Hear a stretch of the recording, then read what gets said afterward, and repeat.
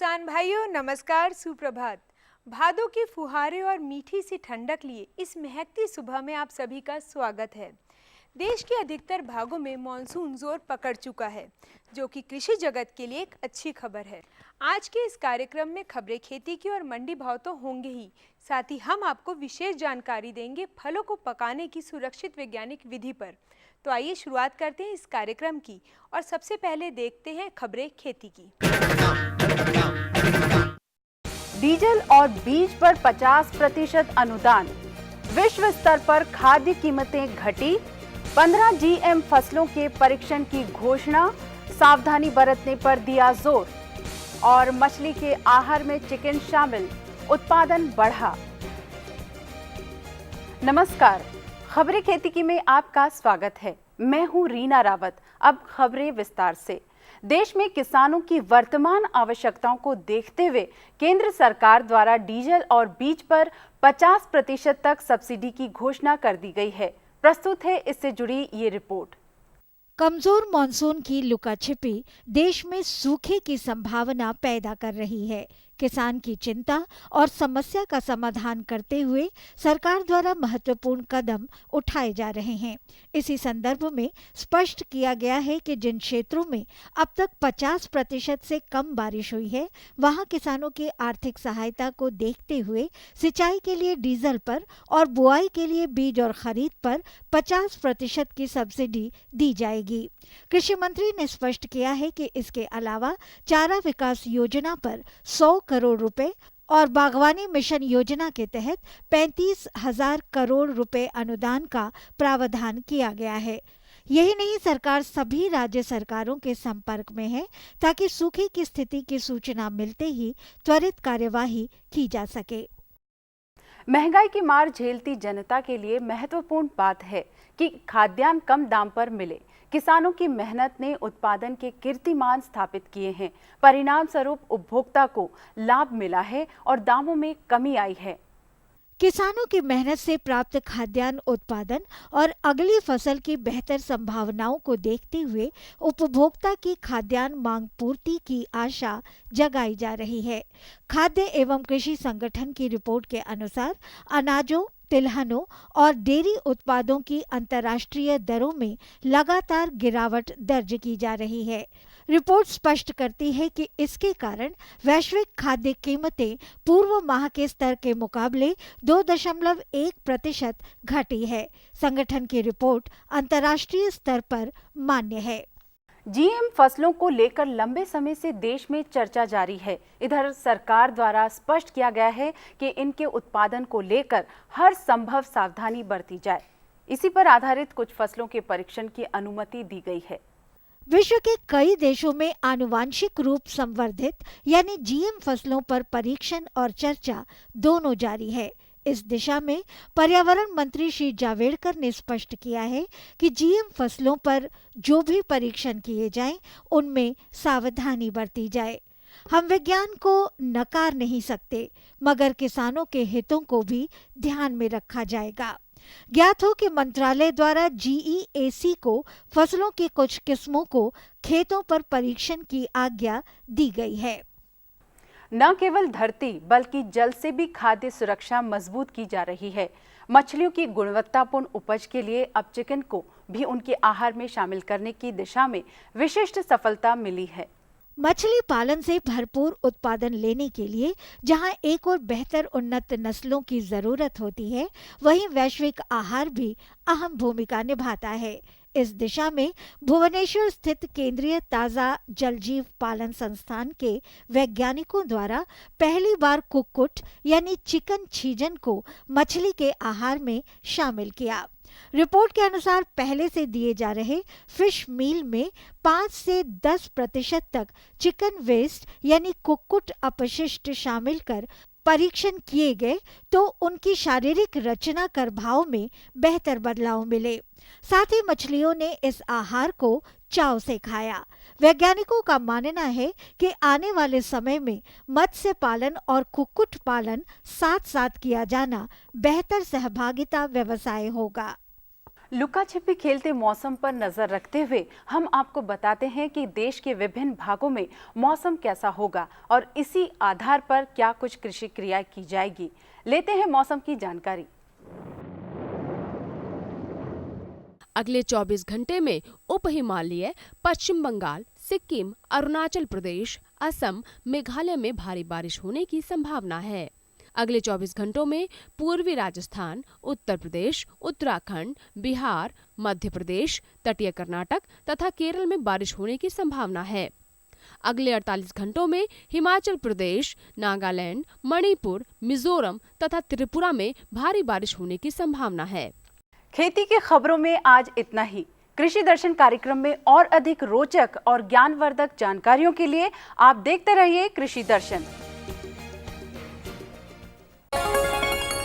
ये लो और बताओ। बस। अरे ये क्या भैया जी, बस इतनी सी रासायनिक खाद? किसानी छोड़ रहे हो क्या? किसानी नहीं, नादानी छोड़ रहे हैं। मिट्टी की जांच कराई है।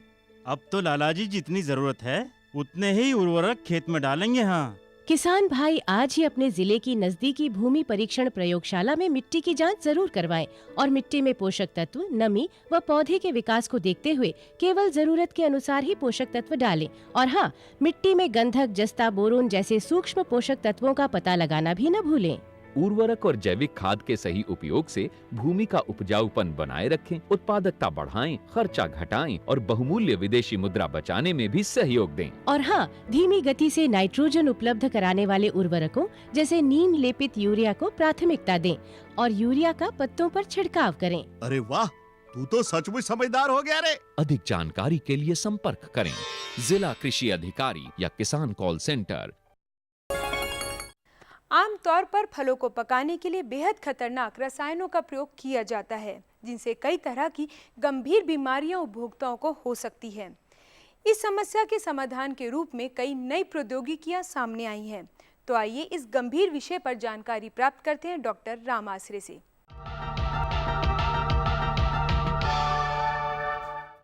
जितने भी दर्शक हमारे ये कार्यक्रम देख रहे हैं उनके लिए आज का कार्यक्रम बहुत अहम है। वैसे तो हमारे रोज के ही कार्यक्रम बड़े अहम हैं, लेकिन ये कार्यक्रम जो है ये सीधे हमारी सेहत से जुड़ा है।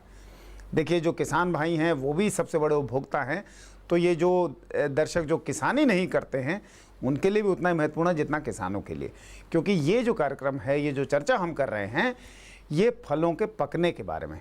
देखिए, हम जानते हैं कि फल तो एक जो अपना प्राकृतिक तरीका उस तरीके से पकते ही हैं, लेकिन ऐसे भी कई रसायन हैं जिनका उपयोग हो रहा है फलों को पकाने के लिए, और वो जो तरीके हैं, वो जो रसायन हैं, वो बड़े खतरनाक हैं। इन सब पे हम चर्चा करेंगे और हमसे बात करेंगे राम आसरे जी, जो कि इस सब्जेक्ट के बहुत पुराने विशेषज्ञ हैं, अच्छी तरह जानते हैं, और डॉक्टर साहब से आप लोग मिलते भी रहते हैं। डॉक्टर साहब, आपका बहुत बहुत स्वागत है। डॉक्टर साहब, पहला सवाल तो मेरा यही रहेगा कि हमने सुना है कि फलों को पकाने में बहुत तरीके के रसायन का उपयोग हो रहा है, और उनमें अगर बात करें तो सबसे ज़्यादा लोगों को पसंद आम है, और आम में ये समस्या और भी ज़्यादा है। तो ज़रा बताइए कौन से रसायन हैं जिनका उपयोग हो रहा है और कितने खतरनाक हैं वो? फलों को पकाने के लिए खासकर उसमें आपने आम का भी नाम लिया। पकाने के कई तरीके हैं, और ख़ासकर अगर इसके फ़ायदे और नुकसान की बात कहें तो काफ़ी कुछ इसमें बड़ा अंतर दिखाई पड़ता है। कुछ तरीके ऐसे हैं कि जो बिल्कुल सुरक्षित नहीं है, और ख़ासकर कहें कि आम को पकाने के लिए कैल्शियम कार्बाइड है, इसमें आपका पपीता भी है, और दूसरे आप फल यूँ कह सकते हैं कि केला भी है। तो इन तीन प्रमुख फलों को पकाने के लिए कैल्शियम कार्बाइड का प्रयोग कर रहे हैं लोग, जो कि असुरक्षित तरीका है फलों को पकाने के लिए, एक कुदरती तरीका नहीं है। डॉक्टर साहब, ये जो रसायन आपने बताया कैल्शियम कार्बाइड, ये तो बड़ा खतरनाक रसायन है। इसको किस तरीके से ये लोग उपयोग करते हैं? क्या सीधे छिड़क देते हैं या कोई और तरीके इस्तेमाल करते हैं? जो हमारे कुछ एक फल ऐसे होते हैं जिनको हम पेड़ पर न पकाकर उनको पहले ही तोड़ लेते हैं, पेड़ से नीचे लाके उनको पकाते हैं। उनमें से आम भी एक ऐसा फल है जिसको कि हम पकने से पहले तोड़ लेते हैं, और तोड़ने के बाद इसको पकाते हैं इस पेड़ के नीचे या पेटियों में रखकर, इस तरीके से। लेकिन इस पकाने की जो प्रक्रिया होती है, जो व्यापारी वर्ग है या जो दूसरे इस व्यवसाय से जुड़े हुए लोग हैं, इसमें कैल्शियम कार्बाइड का प्रयोग करते हैं। कैल्शियम कार्बाइड जो है एक ढेले के रूप में, एक ठोस पदार्थ के रूप में, जैसे आपकी खड़िया होती है, उसी से बदरंग रंग का ये एक रसायन होता है और इसका ये पाउडर बनाते हैं और इस पाउडर की पुड़िया बनाते हैं, उसको कागज़ में रख के जो हमारे आम या पपीता या आपके जो केले की पेटी होती है, बॉक्सेस होते हैं, उसमें रख देते हैं। इससे क्या होती है, इससे एसिटिलीन गैस निकलती है। एसिटिलीन गैस जो है फलों को पकाने के लिए कारगर होती है। इसमें विशुद्धियाँ बहुत ज़्यादा हैं। एक तो आपकी कैल्शियम कार्बाइड जब फलों के संपर्क में आती है, उनसे नमी लेती है और नमी लेके इससे जो है फास्फीन गैस निकलती है। फास्फीन गैस एक जहरीली गैस होती है, तो इससे भी जो है उपभोक्ताओं में या जिसके संपर्क में जो आता है विभिन्न तरीके की व्याधियाँ आती हैं, शारीरिक दोष आते हैं। मतलब ये जो फॉस्फीन गैस है, ये तो वही है जो भोपाल त्रासदी में मिथाइल आइसोसाइनाइड जो गैस हुआ करती थी, बड़ी भारी तबाही उसने मचाई थी।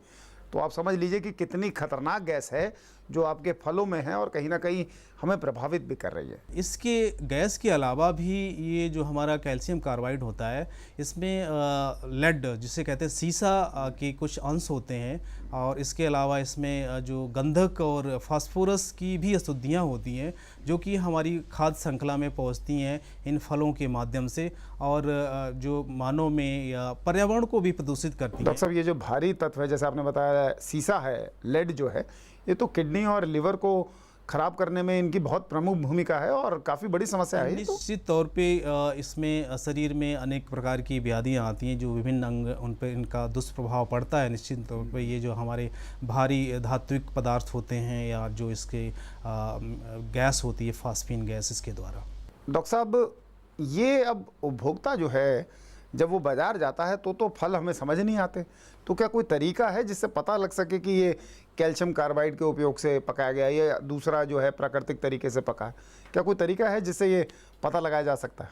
इसको पहचान पाना बहुत ही एक कठिन काम है, लेकिन फिर भी कुछ इसमें जो है आप इस निशानी ले सकते हैं इनको पहचानने के लिए। जैसे कि आप जो एथिलीन से पकाए हुए फल होते हैं, खासकर पपीता है या आम है, केला, इसमें एक सार पीला रंग इसकी जो है सतह पे विकसित होता है, तो इससे ये पता पड़ता है कि ये एथिलीन गैस से पकाया हुआ फल है। अगर आपको कैल्शियम कार्बाइड से पकाया हुआ कोई फल है तो उसमें कहीं कहीं आपको धब्बे नज़र आ जाएंगे, बहुत ही कहीं पीले धब्बे नज़र आएंगे, कहीं आपको बिल्कुल गहरे हरे धब्बे नज़र आएंगे। तो निश्चित तौर पे ये इंगित करता है कि ये फल कहीं न कहीं जो है कैल्शियम कार्बाइड के द्वारा पकाया गया है, क्योंकि गैस का प्रभाव जो होता है वो एक पूरे चैम्बर में रख के, एक कक्ष में रख के जो है एथिलीन गैस पे पकाते हैं, तो एक सार तरीके से एथिलीन गैस फल के इर्द गिर्द पहुंचती है और उसमें एक सार जो है पीला रंग विकसित करती है। लेकिन ये जो कैल्शियम कार्बाइड उसको पुड़िया से रखते हैं या पाउडर के रूप में फलों के ऊपर डालते हैं, तो एक सार इस पर नहीं पहुंच पाती है। जहां ये बहुत नज़दीक होता है फलों की ये पुड़िया, वहाँ पे तो पीला रंग आ जाता है, जहाँ बहुत दूर होते हैं जौन सा भाग उस पर जो है हरा रंग आ जाता है। तो ये कुछ तरीके। इसके अलावा अगर इसको खुले तौर पे पाउडर के रूप में अगर बुरकाव किया गया फलों पे, तो उससे दिखाई पड़ता है कि फलों में कहीं जलन जैसे मान लीजिए फल को कहीं जला दिया गया, आपका गहरा जो है काला स्लेटी रंग का जो है धब्बा आता है, या इसके अलावा इसमें चूर्ण भी आपको कहीं कहीं नज़र आ जाता है फलों के ऊपर। तो ये कुछ एक तरीके हैं जिसको आप देख के जो है ये पहचान सकते हैं कि ये फल जो है एथिलीन से पकाया गया है या कि कैल्शियम कार्बाइड के प्रयोग। लेकिन क्या ये भी संभव है कि घरेलू स्तर पे कच्चे फल लाके और घरेलू स्तर पे उन्हें पकाया जा सके? क्या ये भी हो सकता है? निश्चित तौर पे जैसे हमारे पुराने समय से ही एक परंपरा चली आ रही कि हम आम या दूसरे जो है फल पेड़ से तोड़ के उनको घरों में पकाते थे, खासकर भूसे में रखकर पकाते थे, या दूसरे जो है जो गनी बैग है, बोरे हैं, टाट या जूट के बैग में रख के उसको पकाते थे। तो उसके एक इसमें जो उसका भी सिद्धांत यही होता था कि फल अपने आप में एथिलीन गैस छोड़ता है और ये थोड़ी मात्रा में छोड़ता है, लेकिन इस जो थोड़ी मात्रा में फल एथिलीन गैस छोड़ रहा है, इसको अगर हम ट्रैप कर लें, उसको कहीं रोक लें, तो निश्चित तौर पर इसकी जो है सांद्रण है, कंसंट्रेशन इस स्तर तक पहुंच जाता है कि फलों को जल्दी पका देता है। तो इसलिए अगर हम अपने घर पे ही फलों को पकाना चाहते हैं, खासकर आप आम का ही उदाहरण ले लीजिए, आम का इस समय सीजन चल रहा है, आप 4 या 5 किलो आम लाएं तो आम की जो एक पेटी होती है, जो आपका CFV विभाग से गत्ते की पेटी होती है, इसमें रख के आम को पका सकते हैं। लेकिन इसको रखने से पहले आम को एक एक आम, इंडिविजुअल आम को लेके आपका जो अखबारी कागज़ होता है उसमें लपेट के इसको रखते जाएं, और एक तह लगाने के बाद फिर उसमें एक आप अखबार की एक तह बिछा दें। इसके अलावा फिर एक आम को लें, उसको जो है अखबार में लपेटें और फिर उसको रखते जाएं। इस तरीके से 2 या 3 परत आपकी बन जाएगी, और उस जो है पेटी को अच्छी तरीके से बंद करके आप अपने घर के किसी ऐसे स्थान पे जहाँ पे आपका पंखा नहीं चलता हो और थोड़ी गर्मी रहती हो, वहाँ पे ठंडा स्थान ना हो, तो इस तरीके से अगर आप रखेंगे तो देखेंगे कि आपका 4 या 5 दिन में आम पक के अच्छी तरीके से इसमें रंग आया हुआ, महक आ रही, तैयार हो जाता है। डॉक्टर साहब, आपने बताया इथिलीन जो गैस है, इथाइलिन भी बोलते हैं, वो जो गैस है वो कैसे काम करती है, और क्या इस तरह की कोई विधि मौजूद है कि आप कृत्रिम तरीके से उस गैस से भी फलों को पका सकें? निश्चित तौर पर जो वैज्ञानिक पद्धतियां आई हैं, जो वहाँ उस सीख को या उस विधि को हमने कहीं नहीं कुदरत से कहीं न कहीं सीखा है। तो जब ये ज्ञात हुआ कि जो फल पकते हैं उनसे इथिलीन गैस निकलती है, तो इस पद्धति को आगे बढ़ाकर साइंटिफिक तरीके से फलों को पकाने की जो विधि का विकास हुआ, और आज के समय में जो हमारे आधुनिक राइपनिंग चेम्बर हैं, जिससे फलों को पकाने के लिए यूज करते हैं, उनका प्रयोग करते हैं, और उसमें इथिलीन गैस हम बाहर से उसमें उन कक्षों में ले जाते हैं, और ये जो हमारे राइपनिंग चेम्बर्स होते हैं या कक्ष होते हैं, इसमें इथिलीन गैस, कार्बन डाइऑक्साइड की मात्रा, जो आपकी आर्द्रता होती, ह्यूमिडिटी और तापक्रम, इन चारों चीज़ों का समन्वयन किया जाता है, उनको नियंत्रित रखते हैं। तो डॉक्टर साहब, आपने ये जो इथाइलिन गैस से बताया पकने का तरीका, और आप बता रहे हैं कि एक यूनिट भी है, तो चलिए चल के देखते हैं आपका क्या यूनिट है, और थोड़ा हमारे दर्शकों को भी बताइए कि किस तरीके से वैज्ञानिक विधि से फल पकाए जा सकते हैं।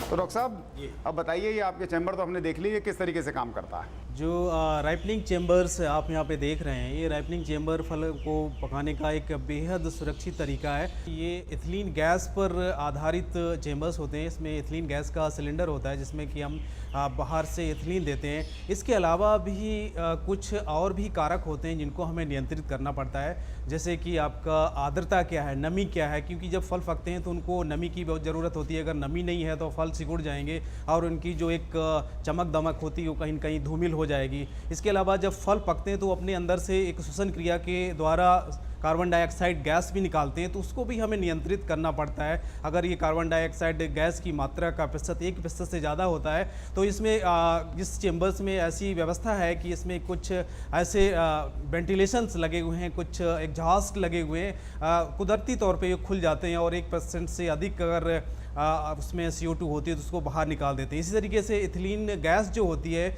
उसका सांद्रण तकरीबन 100 ppm, 100 ppm के पार्ट पर मिलियन जो होता है उसके आसपास रखना पड़ता है। तो इसकी भी मात्रा अगर 100 ppm से ज़्यादा होती है तो ये कपाट स्वतः ही खुल जाते हैं और ज़्यादा आपकी जो है ये दोनों गैसें निकल जाती हैं। तो कहने का तात्पर्य है कि इसमें जो रिस्क है, जो इसमें जोखिम है, उसको मिनिमाइज़ करने का एक इनबिल्ट इसके अंदर ही एक सिस्टम है उसको कम करने का। इस तरीके से ये काम करता है।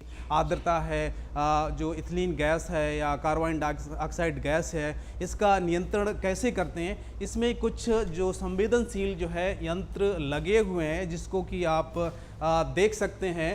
तापक्रम को नियंत्रित करने के लिए यहाँ पे एक पैनल लगा हुआ है जिसमें आप देख रहे हैं फैन लगे हुए हैं, और इसके द्वारा हम जो वांछित तापक्रम है उसको नियंत्रित करते हैं, मेंटेन करते हैं। इसके अलावा जैसे कि मैंने बताया था कि इथिलीन हम जो है बाहर से सिलेंडर के माध्यम देखते हैं, ये आप जो ब्लू रंग की पतली सी ट्यूब है इसके द्वारा जो है इथिलीन गैस आती है और ये गैस का सांद्रण हम जो है यहाँ 100 ppm के आसपास नियंत्रित रखते हैं। इसके अलावा आप मोटी सी पाइप देख रहे हैं उस कॉर्नर, उस कोने में, जो कि आर्द्रता का जो है लाने के लिए एक माध्यम है, क्योंकि फलों को जब हम इसमें रखते हैं तो 90 से 95% जो है इसमें नमी बनाए रखनी होती है और इस ट्यूब के माध्यम से जो है ये नमी अंदर आती है। और इसके अलावा जैसा कि मैंने बताया था कि अगर आपकी CO2 gas, carbon dioxide gas या इथिलीन गैस ज़्यादा हो जाती है तो उसको बाहर निकालने के लिए इसमें कपाट खुल जाते हैं। आप देख रहे हैं यहाँ पे, अगर सांद्रण CO2 का 1% से ज़्यादा है या इथिलीन का 100 ppm से ज़्यादा है तो ये खुद स्वतः खुल जाएगा और इस अधिकतर गैस को बाहर निकाल देता। इसके अलावा एक छोटा सा यहाँ पे आप देख रहे हैं सेंसर लगा हुआ है, ये सेंस करता है कि इस कक्ष में कितनी आर्द्रता है। इसके द्वारा ये आर्द्रता इसमें मेंटेन होती है। अगर इस आर्द्रता के स्तर 95-96% से अधिक हो जाता है तो ये स्वतः जो है आर्द्रता आनी बंद हो जाती है। अगर इसका स्तर 95-96 से कम आता है तो ये सेंसर जो है बाहर संदेश भेजता है, जिससे कि हमारी जो आर्द्रता बनाने वाली यूनिट है वो सक्रिय हो जाती है और अंदर जो है नमी देना शुरू कर देती है। आप देख रहे हैं यहाँ पे एक सेंट्रलाइज राइपनिंग कंट्रोल सिस्टम है। ये मुख्य पैनल है जिसके माध्यम से हम जो है किस कक्ष में कितनी इथिलीन की मात्रा रखनी है, कितनी CO2 का सांद्रण रखना है, कितनी देर तक इस चेम्बर को चलाना है और कितनी जो है तापक्रम रखनी है, इन सब का जो है लेखा जोखा इसमें हम कहीं न कहीं एक फीड कर देते हैं और इसमें हम सेव कर देते हैं। और ये स्वतः इस जो हमने जो यहाँ पे जो भी फिगर्स दी हैं, जो भी फैक्ट्स रखे हैं, जो भी तापक्रम या आर्द्रता या जो भी आपको इथिलीन और CO2 का सांद्रण चाहिए वो जो है देता रहता है ये संदेश यहाँ से, जो मुख्य जो यहाँ पे कंट्रोल पैनल है। इसके अलावा जो इथिलीन हमें बाहर से देनी पड़ती है उसको हम सिलेंडर में एकत्रित करके रखते हैं और ये सिलेंडर के माध्यम से इस कंट्रोल पैनल के द्वारा इस नीली सी ट्यूब के जरिए इस राइपनिंग चेम्बर्स में पहुँचती है। और यहाँ एक इस इथिलीन गैस का कितना आपका प्रेशर है ये यहाँ पे आप पढ़ सकते हैं। यहाँ पर एक डायल लगा हुआ है, इससे के माध्यम से देख सकते हैं कि इथिलीन गैस कहीं ख़त्म तो नहीं हो गई है। और ये इथिलीन गैस के सिलेंडर अक्सर 2 रखे जाते हैं, वैसे तो प्रयोग एक का ही होता है, लेकिन दूसरा जो है एक प्रिकॉशन के तौर पे स्टैंड बाई रखना पड़ता है कि अगर आपका एक सिलेंडर अगर ख़त्म हो गया तो आपका काम बाधित ना हो, इसलिए दूसरे सिलेंडर से भी गैस जाती रहती है।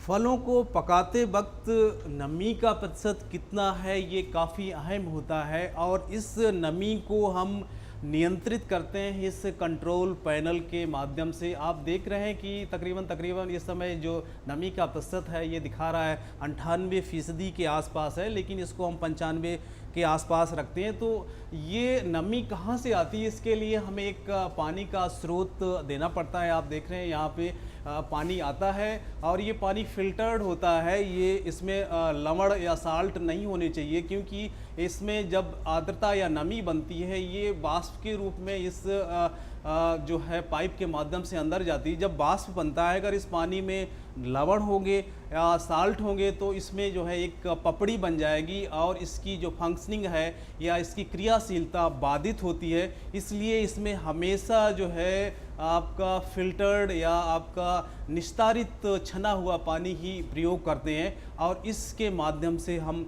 इसमें आर्द्रता बनाए रखते हैं। और इस पूरे सिस्टम को रन करने के लिए आपको कहीं न कहीं से एक बिजली की जो है सप्लाई देनी पड़ती है। जब इसको हम ऑन कर देते हैं तो यूनिट काम करने लगती है और ये जो है जो कूलिंग यूनिट है ये भी काम करना शुरू कर देती है, जिससे इससे आपके राइपनिंग चेम्बर के अंदर का तापक्रम नियंत्रित होता है और सारी जो प्रक्रियाएं हैं वो शुरू हो जाती हैं यहाँ इसको ऑन करते ही।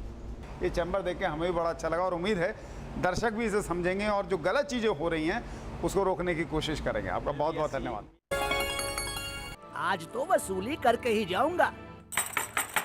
घनश्याम, अरे ओ घनश्याम, वो तो स्कूल गए हैं। स्कूल गया है। अरे बहाना तो ढंग का बनाती। हाँ लाला, मैं स्कूल ही गया था, फार्म स्कूल। जहाँ किसानों को सिखाई जाती है खेतों में पैदावार बढ़ाने की हर बात, जैसे मिट्टी के हिसाब से सही खाद, बढ़िया बीज और जरूरत के मुताबिक कीटनाशक, ताकि कम लागत में अधिक मुनाफा। ये पकड़ लाला, तेरा हिसाब साफ। कल हम आपको गौ विज्ञान अनुसंधान केंद्र नागपुर पर एक विशेष कार्यक्रम दिखाएंगे, जिसे देखना ना भूलें। तो फिलहाल हमें दीजिए इजाजत, कल आपसे फिर मुलाकात होगी। नमस्कार।